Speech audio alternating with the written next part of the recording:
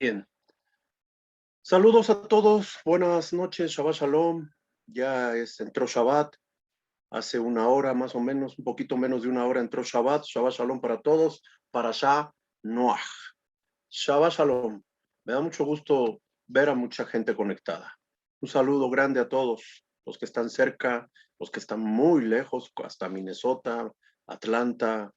Tenemos mucha gente conectada en diferentes lugares, así que un saludo para los que están en vivo con nosotros y para los que nos siguen a través de nuestro canal de YouTube. También un saludo, un abrazo fraterno, los que nos siguen en Colombia, en Venezuela, en Chile. Un saludo para todos. Perú también, un saludo. Gracias que nos acompañan. Vamos a estudiar hoy la parashá de Bereshit. Nos vamos a echar un clavadito, así decimos aquí en México, cuando nos vamos a ir un poquito más al fondo de la parashá y vamos a hablar algunas cosas del Talmud, vamos a hablar algunas cosas del Midrash y algunas cosas obviamente del Zohar, porque pues son las herramientas que nos van a dar más luz a la parashá de Noah. No leemos mucho la parashá, porque yo espero que ustedes la lean entre semana y ya lleguen con la referencia de lo que vamos a hablar. Los temas más importantes de esta parashá es el Mabul y es la Babilonia, la torre de Babilonia, la torre de Babli, de Babi, Bab, sí, la torre de Babilonia. Así que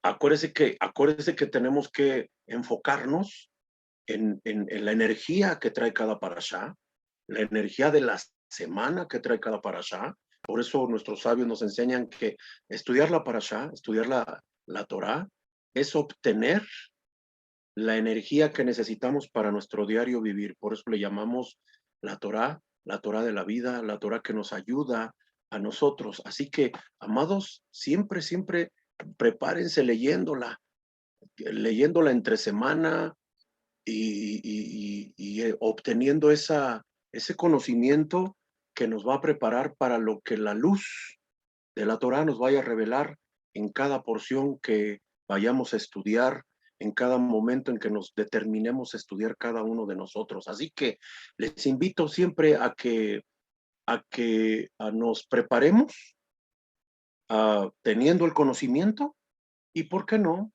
Si les da el tiempo, darle una repasadita a la porción de lo que estudiamos el año pasado. El año pasado hablábamos de Akiva, hablábamos mucho del Zohar, hablábamos de los tipos de familias y de seres humanos que vivían en el tiempo de Noah.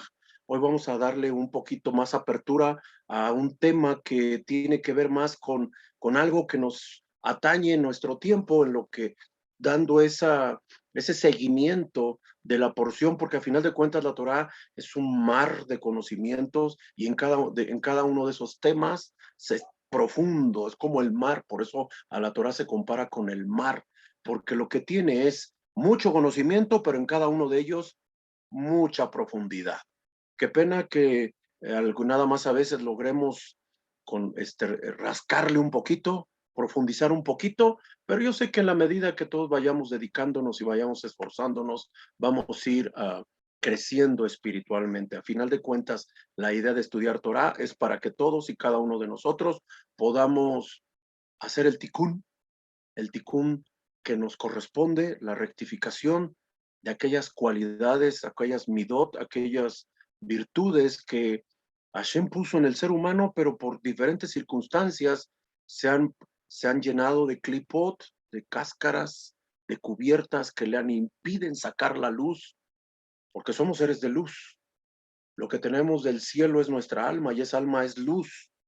El problema es que nuestra forma de pensar, nuestra idiosincrasia, nuestra cultura y prejuicios, nuestros propios paradigmas impiden que esa luz salga en plenitud. Y la Torah viene a eso, a romper esas clipot. Las herramientas que tenemos vienen a ayudarnos a sacar la luz, potencializar, dimensionar la luz como Hashem quiere que la tengamos y no que esté por ahí oculta, escondidita, enclipada, como le digo yo, aunque no existe esa palabra. Es algo mío, eh, oculta debajo de esas cáscaras que son pensamientos, prejuicios, eh, inteligencia inclusive, inteligencia inclusive.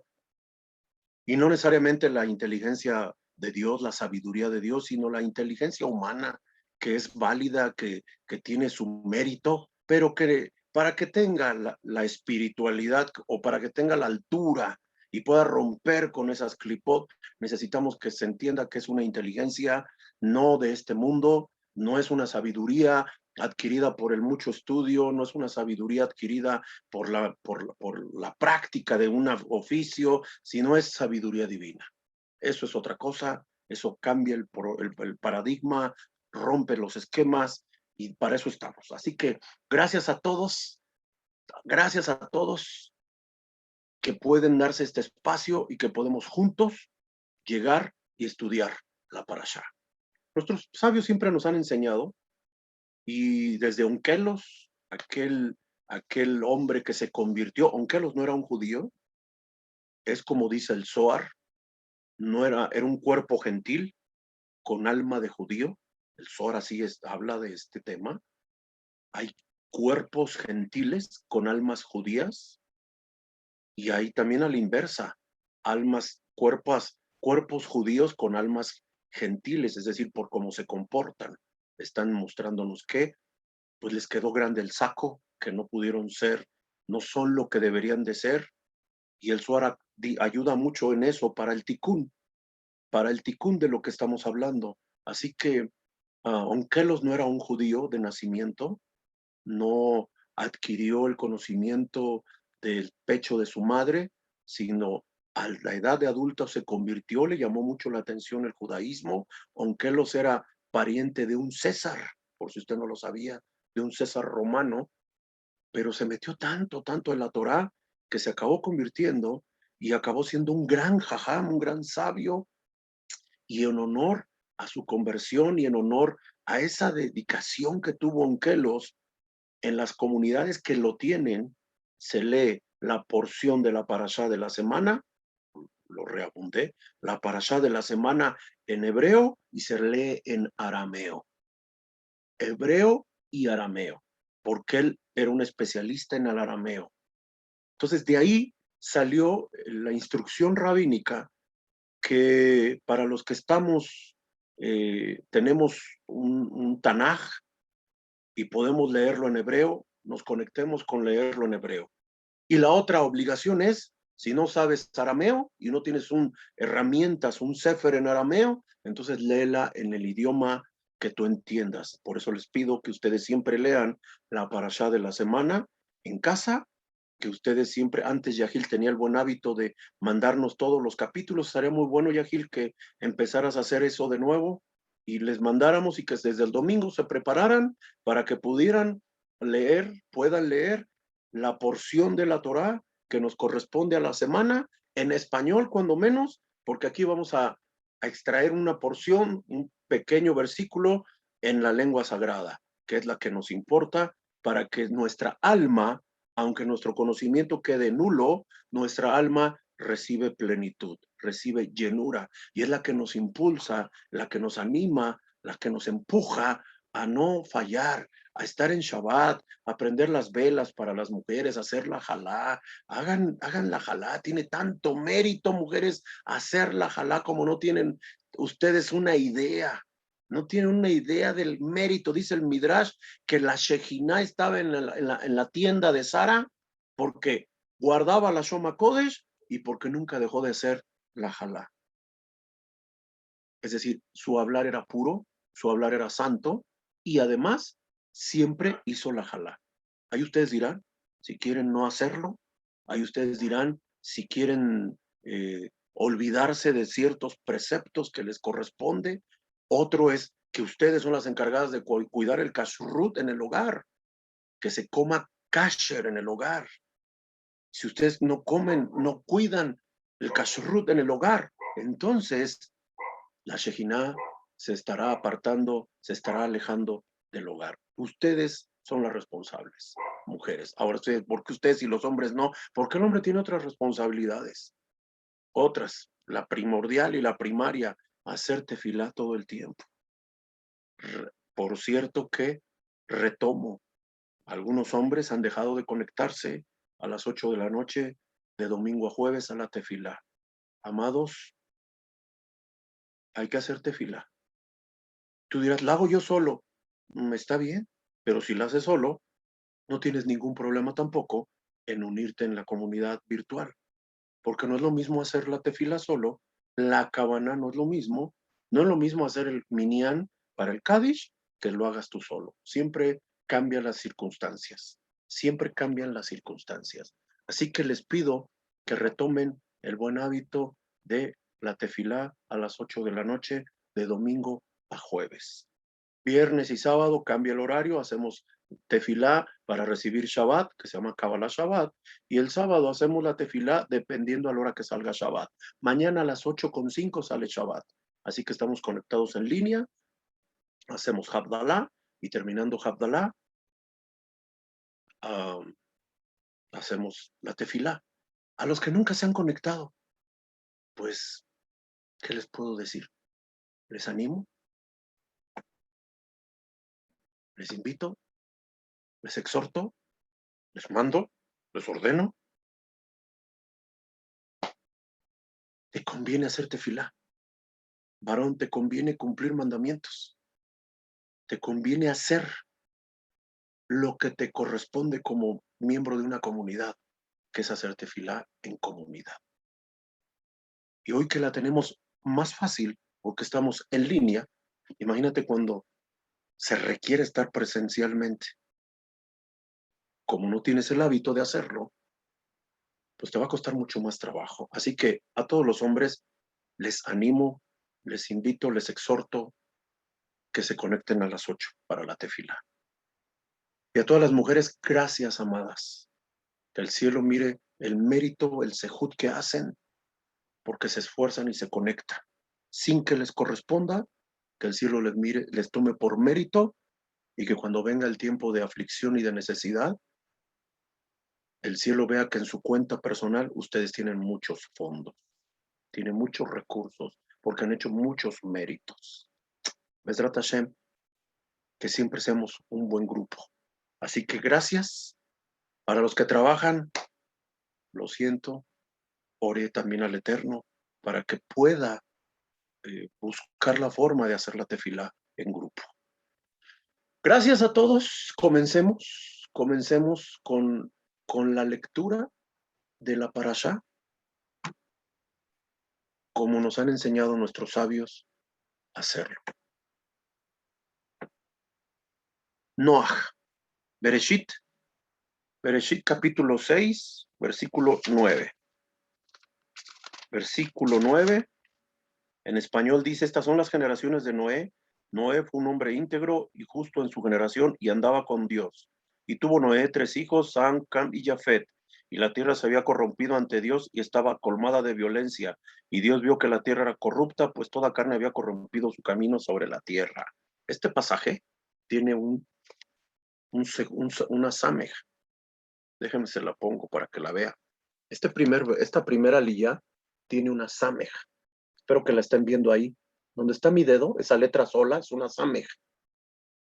Eso significa que este pasaje está cerrado, sagur, que hay que abrirlo para sacarle algunas cosas ahí. Hay que abrirlo y la única forma de abrirlo es profundizando un poquito más. Y eso es lo que vamos a tratar de añadirle a lo que hemos venido aprendiendo y que en este momento pues, eso pueda traernos luz y nos ayude a hacer nuestro tikkun. Dice, Ele Toledot Noach ish Sadik Tamin Haya Bedorotam et Elohim Atech Tealech Noach Vayelech Noach Shel Banin et Shem et Ham Ebed Jafat. Está hablando de los nombres de los hijos de Noah. Y luego dice, Bati Shahet, Ares Libnei, Elohim, Beti Male, Ares jamás. Acuérdense de esa palabra que ahorita oímos, jamás, ¿ok? Porque está hablando aquí de corrupta. Esa palabra se traduce como corrupto, pero vamos a ver otros significados también de esa palabra. Luego dice, Vayere Elohim et Aretz, Veine nishata, ki ishit kol basar et derarko alares, y dice, y toda carne se perdió su camino. Eso es lo que dice en hebreo. Bien, como nos han enseñado y hemos aprendido también, es bueno extraerle la Kavaná al estudio de la Torá, y la Kavaná la extraemos, dicen nuestros sabios, recitando esta oración que es cabalística y que tiene muchos secretos. Ineni rotze limudei kedei sheibi enei atalmud lidei masel lidei midot yesharot belidei yediat atorah belidei de bekut abore belidei afat mayenot teom rabah rubot ashamayin niptahu umala ares deha et Hashem kamayin layam mejasin beibat goel sedek bimera beyamenu amén.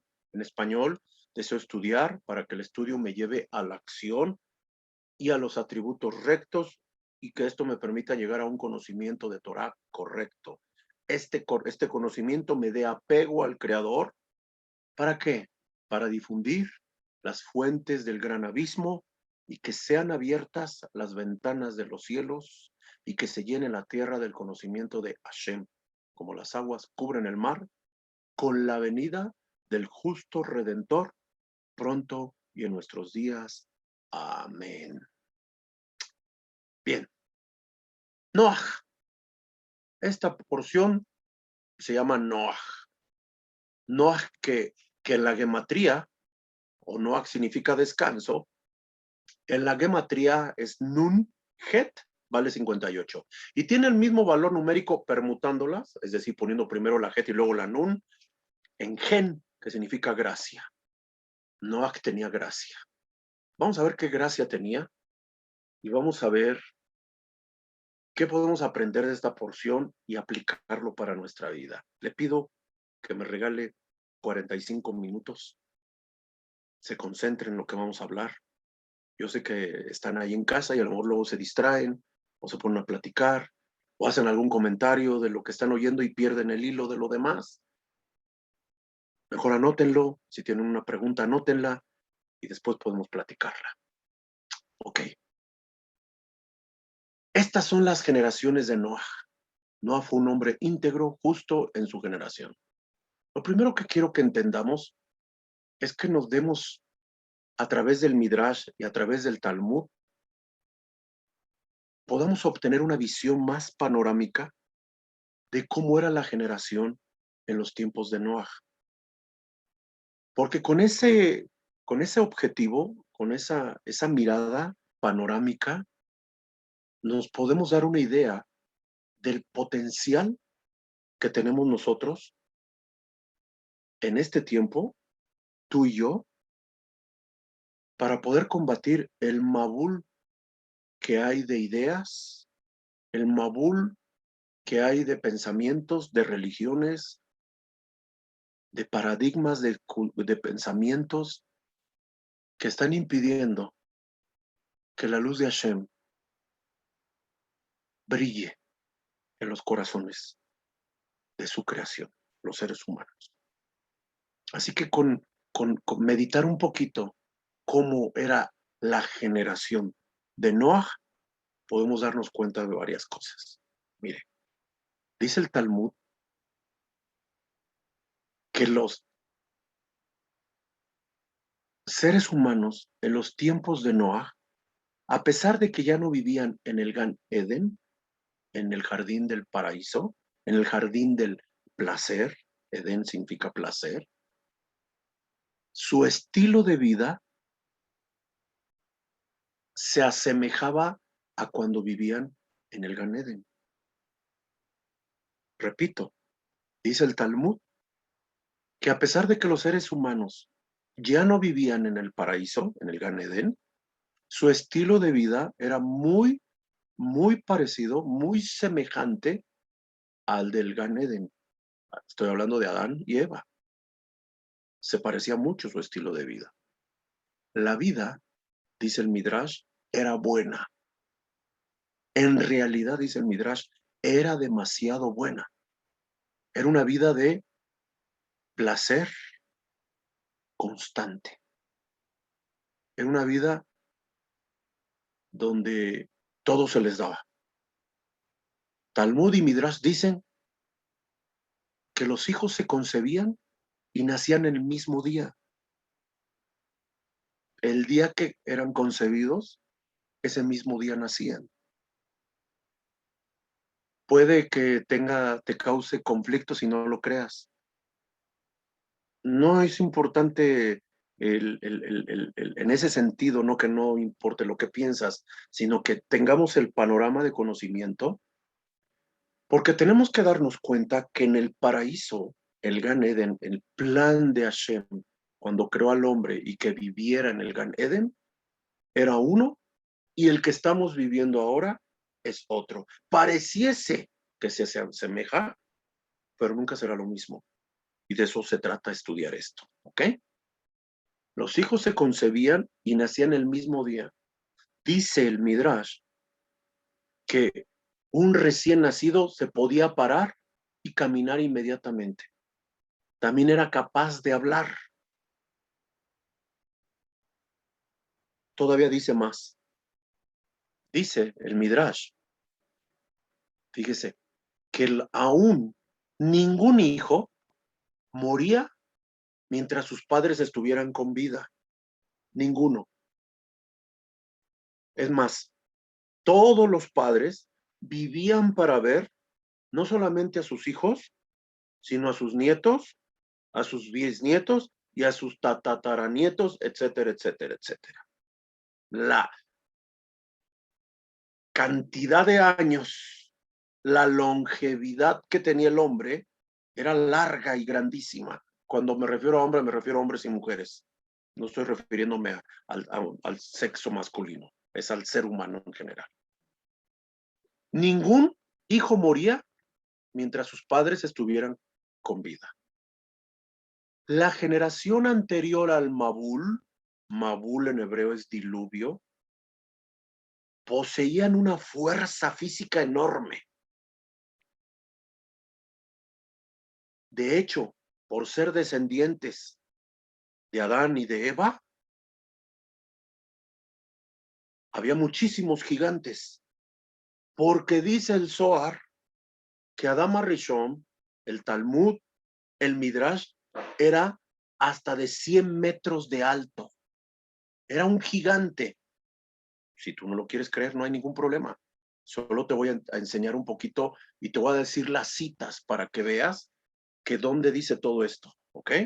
En el Talmud, en el tratado de Baba Batra, en el Talmud, en el tratado de Hagigá, explica que Adama Rishon era tan grande, tan grande, tan grande. Fíjense cómo dice que Adán era tan alto como desde un extremo, así lo veían, de la tierra al cielo. Era gigante. Ahora, usted va a entender por qué el hecho de sacarlos del Edén no fue un castigo, un acto de misericordia. Porque si Adán era gigante, cuando Hashem le dijo a Adán que podía comer de todos los árboles del Gan Eden, excepto de dos, Etz Haim y Etz Da'at, esos dos le prohibió hacerlo, es porque los árboles eran gigantes. Y cuando él tenía hambre, podía agarrar los frutos de los árboles y comerlos. El pecado empequeñeció al hombre y le acortó los años de vida. Vivían centenares de años y Hashem determinó 120 años después. Sacarlos del Edén fue un acto de misericordia, no nada más era un castigo. Se pudiera ver que fue un castigo. Lo sacó del jardín del paraíso. Pues un castigo, no es que no iban a poder vivir en el paraíso.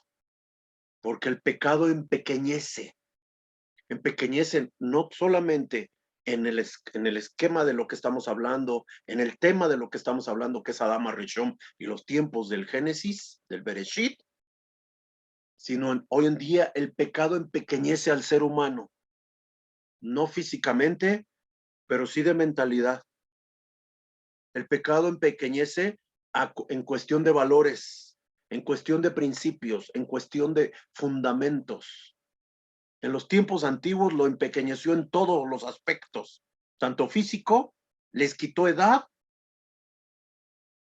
y lo que hizo Hashem fue un acto de bondad al sacarlos del Edén, porque si no iban a morir, porque en el Edén los árboles eran gigantes, grandes.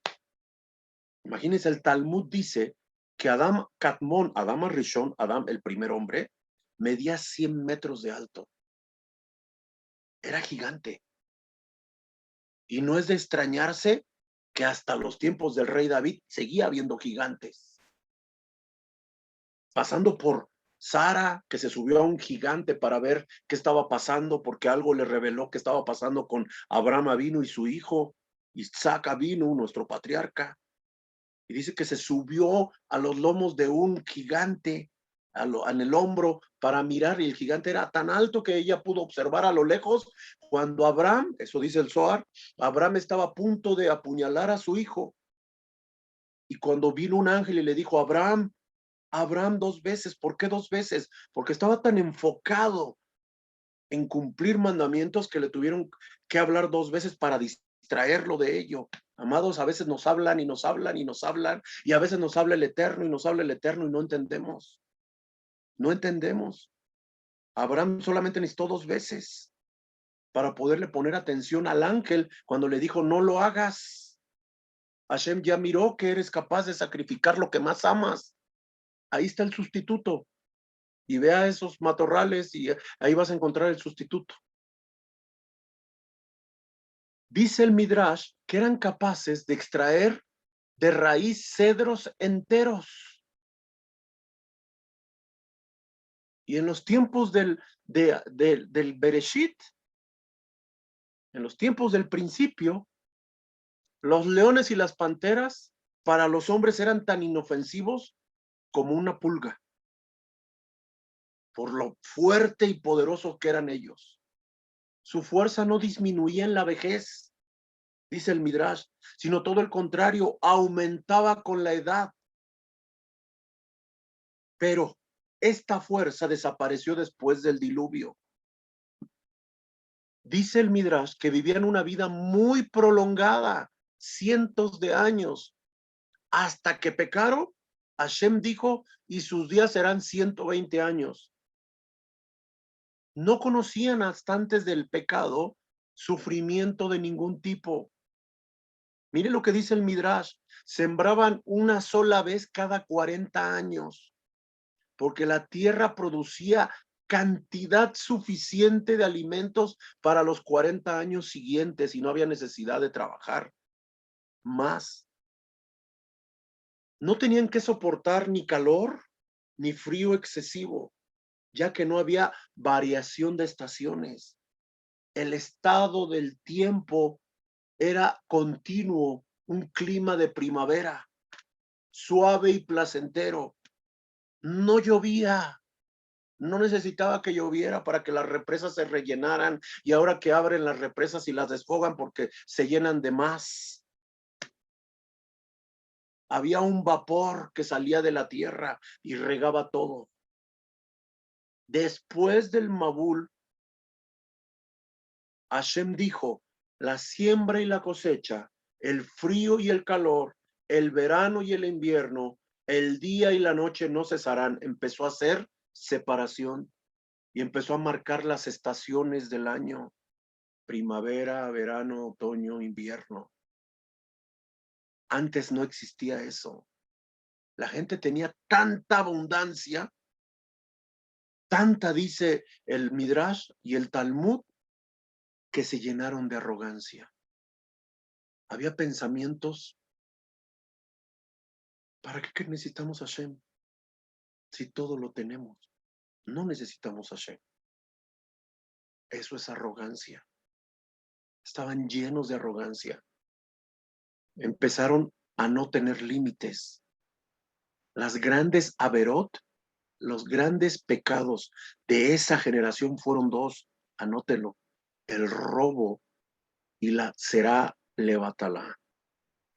el desperdicio del semen, el robo y será levántala. Y yo me pregunto, si había tanta abundancia, entonces ¿por qué robaban? Lo más absurdo es que en una tierra con tanta opulencia no había necesidad de robar, pero robaban. Y solo era por el placer de pecar. No siempre era un robo físico, también había robo mental. Ahorita van a aprender que el robo no solamente es físico, también hay robo con violencia mental. Y robaban no solamente físico, sino también con violencia mental para que no fueran catalogados ladrones abiertamente. Eran astutos, eran vivaces, manipulaban, abusaban del más débil, sacaban ventaja de los demás. Muy parecido a lo que sucede hoy en día. Miren, tomaban manzanas, si había en un costal manzanas, tomaban unas y dejaban otras en el costal. De esta forma, ellos argumentaban que no los podían acusar de robar manzanas porque había manzanas en el costal. Creían que podían engañar a sus semejantes y sobre todo a Shem. Esta gente, esa generación, buscaba hacer trampas todo el tiempo para saltarse las leyes. Fíjese, les dije, robo con violencia mental o robo mental. Es decir, cuando tú tomas algo físico, es robo, que no es tuyo. Pero en esta parashá vamos a aprender que cuando hablas mal de alguien, le estás robando su honor. Y también es considerado, es un pecado muy grave. No solamente la shona ra, sino es robo. Imagínense hasta dónde estaban llegando estos hombres. Esa generación era increíble. Pretendían manipular a todos y en el sentido espiritual hasta el sistema divino, el sistema del cielo. Pero resulta que el sistema del cielo, los mecanismos que el cielo utiliza para traer o bendición o un problema a la tierra, jamás puede ser violentado. Este sistema, el control de este sistema lo tiene Hashem. Es un sistema que no puede ser violado, no puede ser alterado. Y entonces, por eso existe ese concepto del karma. El que la hace aquí, la paga aquí. Si no es en esta, es en otra vida. Pero el que la hace, la paga. No puedes engañarte, ni engañar a tu semejante, ni creer que puedes el cielo pasar por alto cuando estás transgrediendo su sistema. Ese sistema, con pruebas de control de calidad que tiene, va a hacer y va a revelar y sacar a la luz cuando yo o tú violamos ese sistema y lo vamos a acabar pagando. Fíjese, la palabra que utiliza la Torá para hablar de corrupción es la palabra jamás, jamás, het mem samech, jamás, het 8, samech 40, mem 40 y samech 60. Sumamos 60 y 40, 100. Y het 8, 108. Jamás no solamente es corrupción, jamás es putrefacción, jamás es robo. Dicho sea de paso, Ustedes saben hoy en día que hay un grupo terrorista atacando a Israel que se llama Hamas. Cuando ustedes oyen en las noticias que Hamas lanzó misiles, está oyendo de la corrupción y de la putrefacción en la que vive una parte del mundo, un grupo de personas que están atacando a Israel. Hamas. Valor numérico 108. Y mire lo que son las cosas. Mismo valor numérico de la palabra lemabul. Lemabul. ¿Cómo se escribe lemabul? Lamet 30, mem 40, bet 2, bav de mabul 6 y lamet 30. Sumamos 30 y 40, 70. Y 2, 72. Y 6, 78. Y lamet de mabul, otros 30, 108. Jamás y lemabul tienen el mismo valor numérico. ¿Qué quiere decir eso? Un secreto interesante. Cuando decimos mabul, el mabul, le mabul en hebreo, tiene el mismo valor numérico de jamás, putrefacción, robo. Y entonces el Zohar nos enseña que esas dos palabras, le mabul y jamás, nos van a enseñar algo. ¿Qué nos van a enseñar? Que la verá del robo se corrige con agua. La haberá, la transgresión de robar, se corrige con agua. Ahorita vamos a ver de qué se trata esto. ¿Ok? No se le olvide, para que vaya captando toda la idea. Si bien en los animales terrestres existe el respeto del territorio, no sucede igual en los océanos. Los peces no solo matan para comer, se matan entre sí mismos y no hay una razón aparente. El más fuerte se come al más débil, como si fuera una cadena alimenticia, pero de su misma raza, ¿eh? Como esta generación, la del Mabul, la que estamos hablando de Noah, creó la semejanza con el mundo en los océanos y por eso las aguas tuvieron que entrar para hacer el ticún. Dice el Midrash que esta gente tenía tanta arrogancia que como por consecuencia de la abundancia de la cual ellos se beneficiaban y vivían, desecharon la autoridad de Hashem y decían, ¿para qué lo necesitamos? Ni siquiera necesitamos su ayuda para obtener agua, ya que no necesitamos de la lluvia. Estamos abundantemente provistos, decían los hombres de esa generación, de agua de diferentes fuentes. Tenemos ríos, pozos, lagunas. Eso pensaban ellos.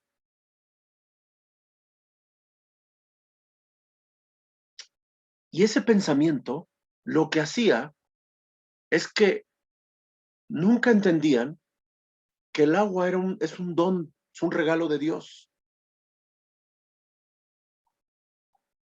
Y no querían más la provisión de Dios, sino la provisión que la tierra les daba.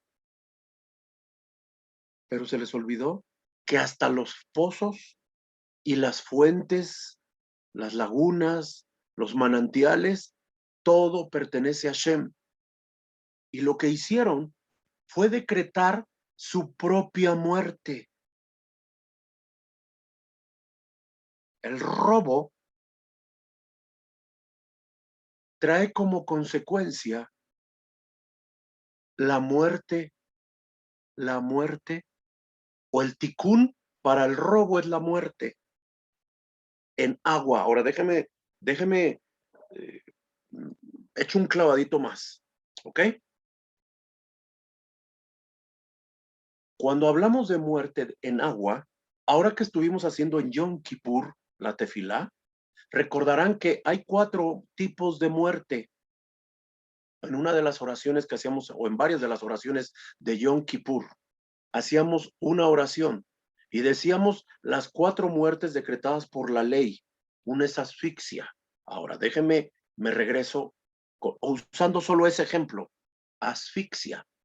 ¿Qué es cuando una persona muere ahogado? Sino asfixia. ¿Me explico? Es decir, esas 4 muertes que declara el Talmud y la Gemara son los 4 tipos de muertes con las que el ser humano se va a ver involucrado por algún tipo de avera.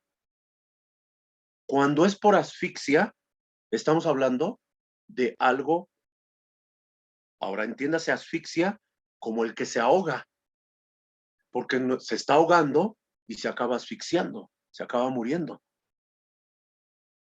Entiéndalo desde esa óptica. El asunto del robo, su ticún es el agua, su ticún es el agua.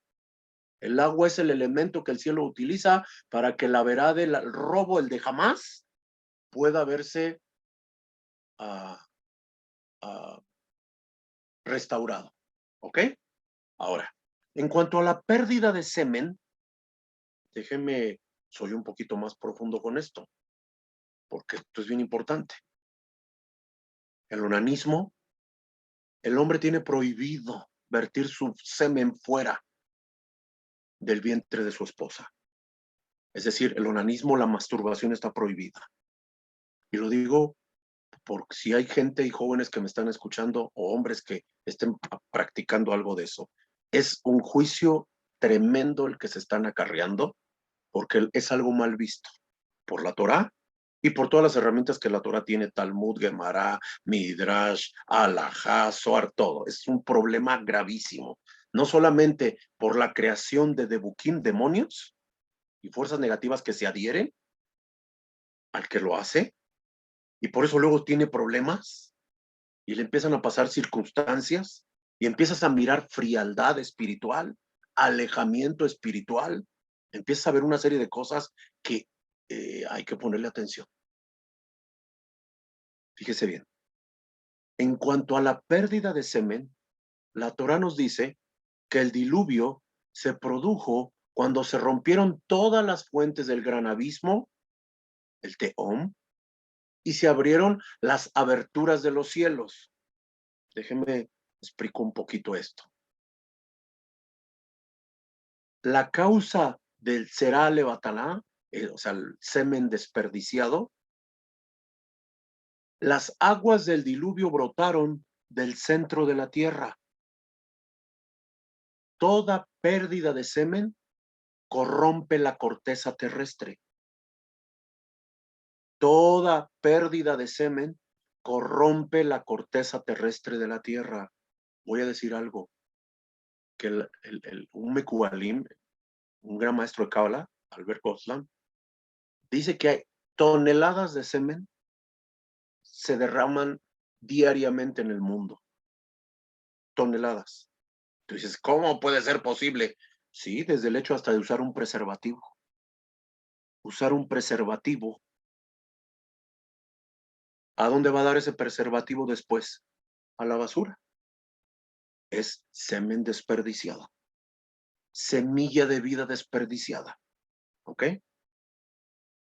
Todo semen desperdiciado o derramado en la tierra produce corrupción en la corteza terrestre. El Midrash dice que estos hombres copulaban con todo lo que existía. Perdón, sí saben que es copular, ¿verdad? Copulaban con todo lo que existía. Inclusive animales, plantas y fuerzas negativas, demonios. La naturaleza estaba tan corrompida que los animales aprendieron eso del ser humano y los animales copulaban con seres de otras especies o con animales de otras especies cuando eso no era permitido. Inclusive no se practicaba, no se podía. Perro con perro, nada más. ¿Sí león con leona, nada más. No una león con una tigre, no. No se podía. La naturaleza se los impedía. Pero como la naturaleza es un reflejo de la conciencia primaria del hombre, como dice el Zohar, la conciencia animal del hombre, entonces los animales empezaron a corromperse de tal forma que copulaban con otras especies. El agua del diluvio, cuando menciona que se abrieron las fuentes, el Tehom, el abismo, era agua mezclada con fuego. Es decir, agua caliente hirviendo y fuego, a causa de la apertura de los abismos, que no son otra cosa que fuego que viene del centro de la tierra. Fíjese ahora bien lo que voy a decir. Así que hoy vamos a aprender que el robo se corrige a través de agua y el pecado del semen desperdiciado se corrige a través del fuego. Es decir, el cielo utiliza el fuego. Ahora voy a aclarar. El robo es la alteración, dice el Zohar, de la voluntad del otro, ya sea por el lado material, ya sea por el lado emocional o mental. Pero es robo. Es la alteración de la voluntad del otro. Cuando le robas algo físico es robo, pero cuando alteras su estado emocional o mental, también es un robo. Así que tengamos cuidado de esto, por favor. A veces nos podemos quejar de una gripe o de algún tipo de problema respiratorio como alergias, asma, sinusitis, rinitis y todo lo que termine en itis. Pero se nos olvida aprender o razonar que a veces este tipo de situaciones son una bendición, porque el cuerpo está depurando lo que no quiere. El cuerpo está depurando de esta forma averot, el averot del robo. Dice la Gemara, Has Shalom, lo alenu, no para nosotros, que aquel que muere asfixiado es como si estuviera reviviendo el diluvio. Pues ahogarse es asfixiarse. Pero ¿sabes qué está pasando? Que ese que murió asfixiado acaba de quitar de su hoja de vida la verá de lo que robó, tanto físico, emocional o mental, a su prójimo. La Gemara dice que aquel que muere asfixiado es como si estuviera reviviendo el diluvio. Pues ahogarse es como asfixiarse. Y esto está corrigiendo en su hoja de vida, entiéndalo por su currículum, la verá del robo. Toda carne estaba corrompida, dice la Torá. Inclusive Noah. Aunque la Torá nos dice que Noah era un justo de la generación, lo que quiere decir, y el Rashi lo dice, es que de todos los egoístas, era el menos egoísta, era el menos malo. Y vamos a ver por qué dije esto. Cuentan los jajamim enseñan que cuando tenemos frío, hay dos maneras de protegerse. O te pones un abrigo de lana o enciendes un fuego. ¿Qué hizo Noah? Se puso un abrigo de lana. Déjenme explico por qué. Porque el abrigo de lana lo que hace es quitarte el frío a ti. Pero encender una fogata te quita el frío a ti y a los demás. Es decir, no pensaste solo en ti, pensaste en los demás. Noah es como si hubiera pensado solo en él. Porque no puede ser que por bien 120 años nadie se convenció de que venía un Mabul. A nadie convenció de que venía un Mabul. 120 años, dice el Midrash y la Torá, que Hashem le dio para construir el arca, con el propósito que todos vieran lo que él hacía. Hashem no esperaba de él que se limitara a advertirles, pues alguien que no tiene miedo no escucha, ni cree en fatalismos, ni nada.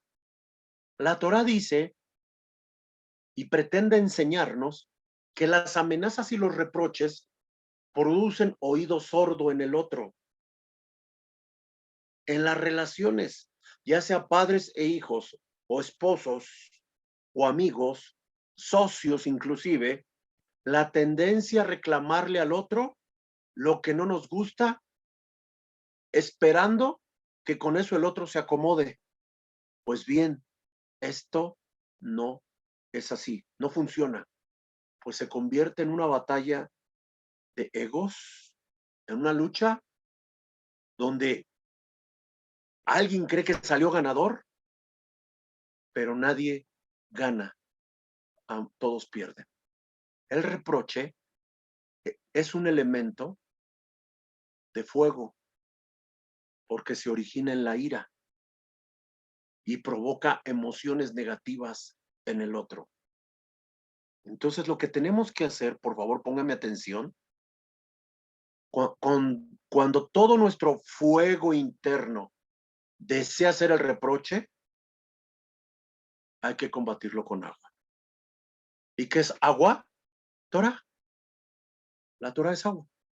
Tenemos que darnos el tiempo de apagar, permítame decirlo así, los demonios internos, si no le gusta esa palabra, el fuego interno, la ira interna que desatamos.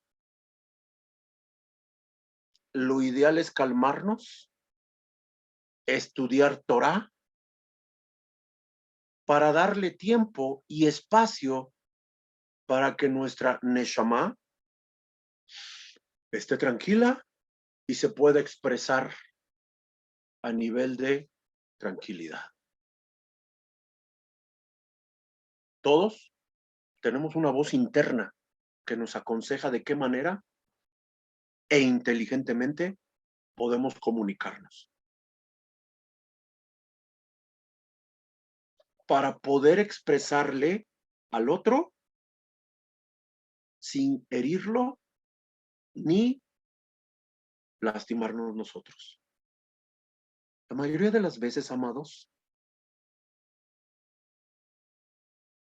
si comprendemos que el bajar el fuego de ese momento iracundo, ni siquiera tendremos necesidad de expresar nuestro disgusto, porque comprenderemos que partió de una percepción errónea de nuestra parte.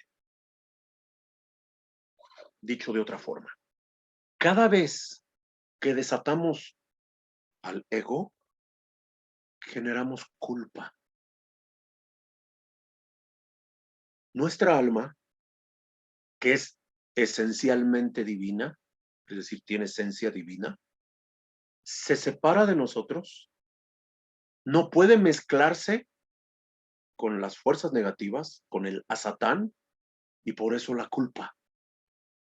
Y la culpa es un abismo que nos separa de Hashem. Volvamos a Noah. Dios esperaba que el menos egoísta de esa generación actuara para salvar a la gente del diluvio. Noah tenía el conocimiento para saber que un juicio no puede caer sobre alguien que no lo merece. Por eso el diluvio no podía llevarse a cabo hasta que él no terminara el arca. ¿Qué quiere decir esto?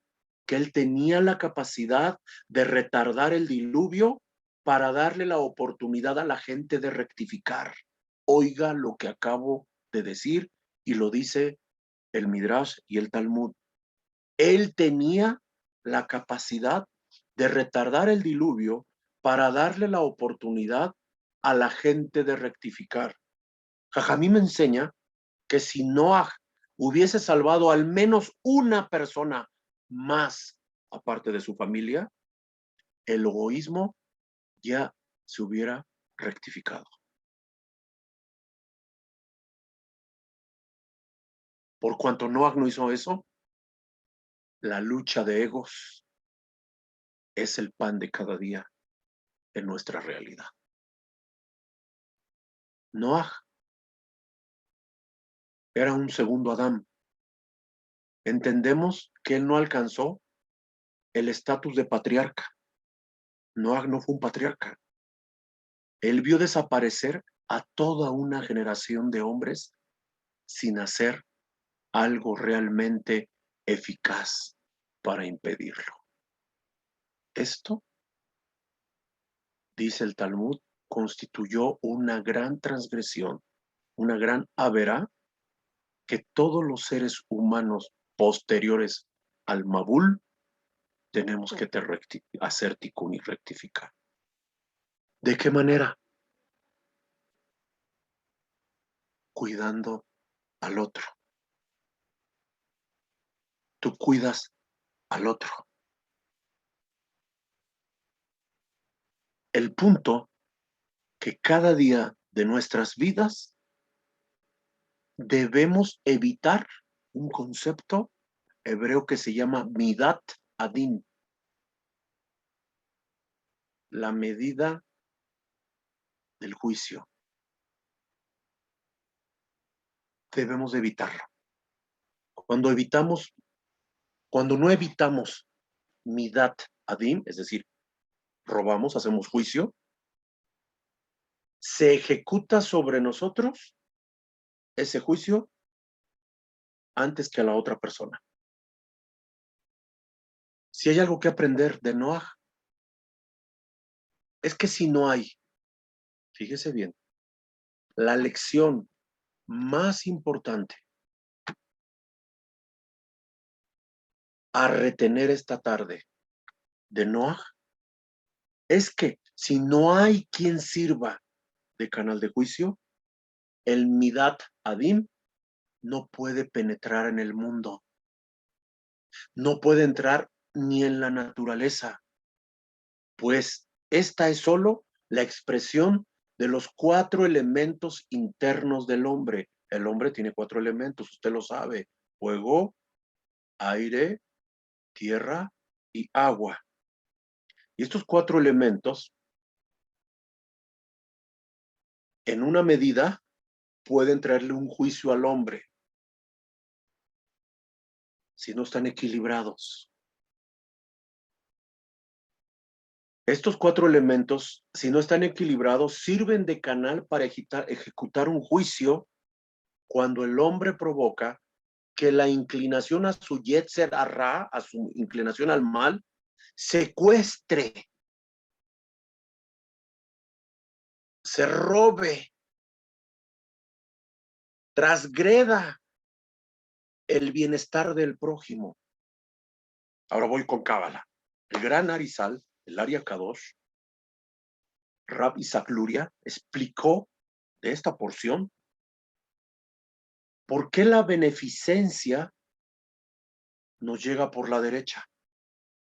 Recuerden que para la Torah la mano derecha es Geburá, pero para la Cábala no. Para el Zohar dice que la mano derecha es Gesed y bondad. Y dice que la beneficencia o la bondad nos llega por la derecha.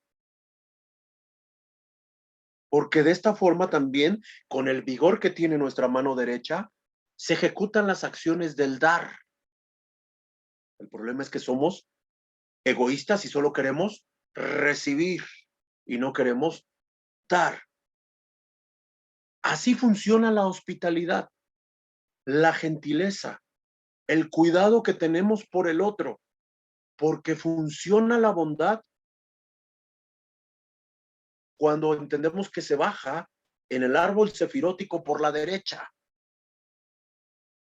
Activamos este lado derecho a través del maser y la sedaká. Otra vez ya conozco la mentalidad. Ya están diciendo otra vez hablando de lo mismo. Bueno, lo siento, el maser y la sedaká es una llave que activa el lado derecho. Hashem estableció el funcionamiento del mundo de tal modo que idealmente la bondad, la beneficencia, el Gesed, fluya primaria y directamente por las fuerzas de la santidad y la bondad, es la mano derecha, para que todos tengan lo que necesitan de modo para llevar a cabo un propósito.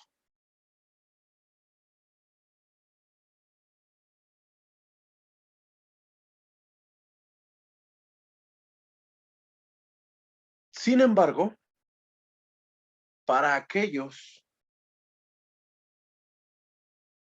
que actuamos con rectitud y pecamos, pierden la preeminencia y aumentan el poder del mal, lo que le permite a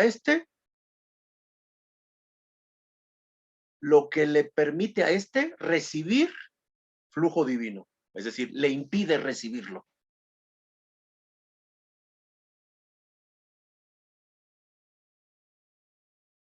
Ahora, voy a decir algo que los jajamim dicen, para los que estamos en el exilio, o sea, tú y yo, no estamos en Jerusalén.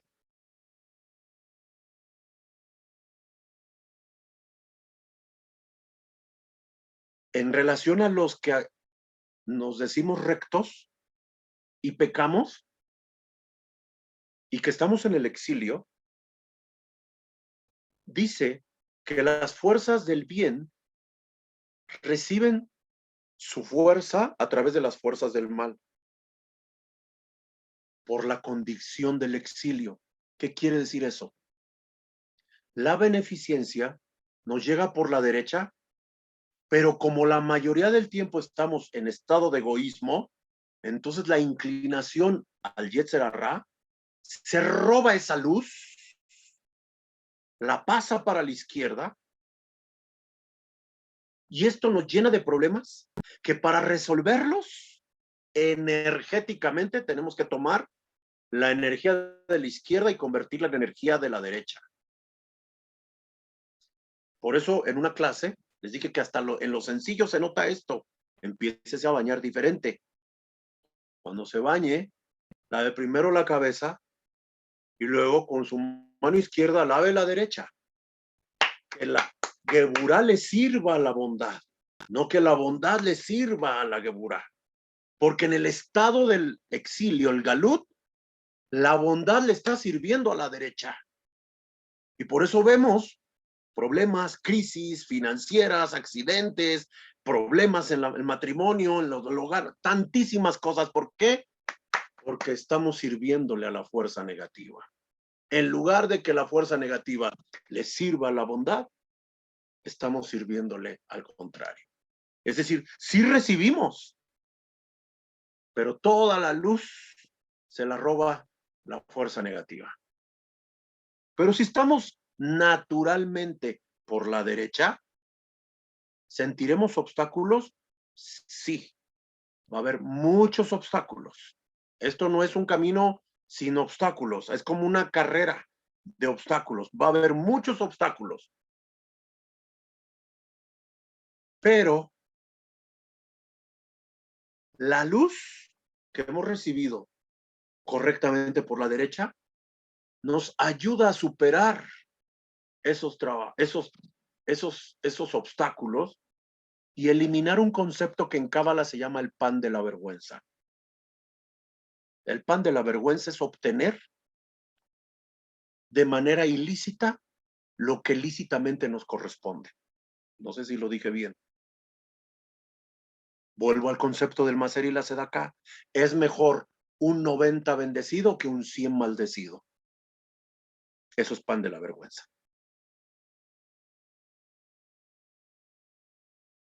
Los obstáculos, si no están enfocados y atacados de la manera correcta, nos van a ahogar, nos van a entorpecer, nos van a ralentizar, hacernos lentos. Tal vez no nos frene, pero nos van a alentar. Por eso el Arizal nos hace ver que el Zohar y toda la energía del Pasuk oculta es la respuesta a nuestras interrogantes. Fíjese bien. La diferencia entre Moshe y Noaj es que Noaj obedeció a ciegas y aceptó el destino nefasto que le esperaba a los demás. Él no entendió que él era el mediador de su generación. En cambio, Moshe, que desarrolló una espiritualidad al nivel 50, constantemente su vida era una negociación con Hashem para liberar al pueblo de la muerte por todas las averot que Am Israel cometió. ¿A poco no se la pasó pidiéndole perdón? ¿Y qué van a decir las naciones de ti? ¿Lo sacaste de Egipto para que se mueran en el desierto? Por favor. O sea, siempre siendo un mediador. Fíjese, el pecado que cuando él estaba en el Har Sinai, en el monte Sinaí, el pueblo estaba haciendo abajo el pecado del becerro de oro a Egel, ¿cómo se escribe a Egel? A Hei, Ayin, Gimel Lamed, a Egel, que fue el pecado más grave, tiene la misma gematría de 108, igual que Hamás, igual que Lemabul. A Egel, refiriéndose al pecado de oro, que fue el más grave de todos, tiene la misma gematría. ¿Qué nos indica esto? Que el mismo tipo de averá se corregía con el mismo tipo de juicio. Imagínense. O agua o fuego. Pero la intervención de Moshe siempre suavizó el Midat Adin, la medida del juicio del pueblo. Así que la verá de Noaj, en una medida, Moshe la corrigió. Noaj entendió todo esto cuando salió del arca y vio la desolación que estaba reinando en el mundo. Hasta ese momento lo entendió. ¿Y saben qué hizo? Lo primero que hizo cuando encontró tierra, sembró un viñedo, cosechó uvas, hizo un vino y se emborrachó. Noaj estaba borracho porque le cayó a él el Midat Adin. Es decir, hasta ese momento tuvo conciencia de todo lo que no hizo. Así que, amados, de esta porción aprendamos entonces que nuestras acciones, justas o no justas, le dan un valor a nuestra vida. Si son justas, un valor agregado. Si son injustas, un problema. Si son justas, un medio para negociar con el Creador. Exactamente no somos como Moshe, no tenemos su altura. Tampoco como Noaj, de escuchar su voz. Pero eso no quiere decir que pasemos desapercibidos en el sistema divino del cielo. Aquí nada ni nadie pierde nada. Nada se oculta de él. Cada persona se vuelve el gestor de su propia vida. Todo lo que somos obedece a leyes físicas, pero a leyes espirituales también. Como diría la Cábala, a leyes de la metafísica. El Zohar dice que hay que saber negociar con Hashem. Nos dice que nada de lo que hay en él se refiere al mundo físico. Todo lo que es del Hashem es del mundo espiritual. Por lo tanto, Noach y Moshe, para nosotros, son pequeños estratos, son niveles de alma a los que nosotros podemos alcanzar, para bien o para mal. Cuando la Torá dice que era un varón justo y que ni siquiera alcanzó la medida de ser un patriarca, es que Noah en tiempos de Abraham hubiera sido un hombre común y corriente.